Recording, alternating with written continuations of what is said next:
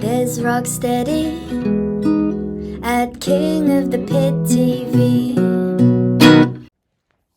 Yes, no. There's Rocksteady at King of the Pit TV. I just listened to Demolition Hammer's Tortured Existence record. It was requested on the Patreon by my man Trev. Come on now. He says, yo, you got to check out a bit of Demo Hammer, checking out a bit of your Deicide videos and all this and that. You need to get on a bit of Demo Hammer. And you know what? I've come across this band before. Not through my personal journey and experience. Because I reckon the band's quite underrated. Not very well known or promoted as far as metal is concerned. You know, at least the underground metal circuits and so on and so on. You let me know if I'm wrong in saying that, but that seems to be what I've perceived this band as like. But I've had a couple of mates who've been proper into this band, and these mates have, been into it for the death metal adjacent sound, the hardcore punk adjacent sound, and it doesn't come out, too strongly, but there is a crossover element to this act I have found, and I thought this was a good record, and I thought this was a good sound. I thought it was a very unique sound. I find that, sometimes with thrash and thrash adjacent music, it's so easy to just sound like the next band and the next band and the next band. And even though you are a good band, you still sort of just tick all the boxes the other band does. But this band comes across quite different, and I don't know if so much of that is to do with the sound engineering on this record, because it's very bass heavy, it's very death metal. So I don't know if what I'm hearing is death metal writing or death metal production, because there's a fine line.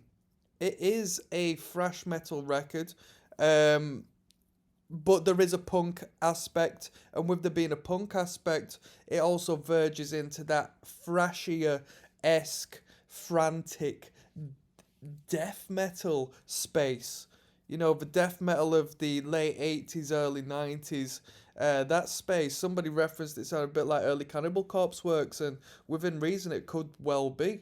Of course, there's a lot of Slayer in there. Not as clear as some other bands, but in the vocal line and the vocal performance, I find a lot of Slayer-esque, performing. 9 tracks on this record, but even though, you could consider that relatively small amount of tracks, we're looking at an average at about 5 minutes a tune on this record. So over the span of them 9 tracks, we do see, a broad coverage of different ideas, different riffs and sections, and there's some absolutely fantastic sections. If you like your low and slow and your stompy mosh, there's a bit of that going on. There's plenty of fast stuff going on for the push pitters, for the circle pitters, for the headbangers, plenty of stuff like that going on. Plenty of guitar solos. I didn't even comment on one guitar solo. I couldn't really care about them, to be honest with you, but plenty of guitar solos. The band, very cohesive, very tight band, very talented band. Vocal performance is brilliant. Guitarists are phenomenal. The drumming is phenomenal. The bassist does an incredible job, And what more can you say as far as that's concerned? Very consistent record. There was no weak point in the record, to be honest with you. No weak point. It just depends on what riffs you like the most, I assume, as far as, this band goes. Apparently, they get even better come the next record. I've seen both albums advertised a little bit in my peripheral, but I think this album cover rings a bell a little more so. I think it's definitely a lot more bolder than the other album cover.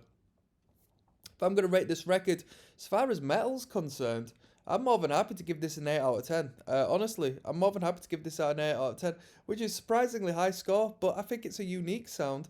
I think they're an incredibly well band, and the production doesn't detract from how great the band is. The production actually gives it this very fantastic, unique sound.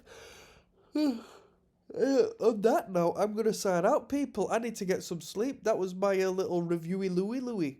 Peace.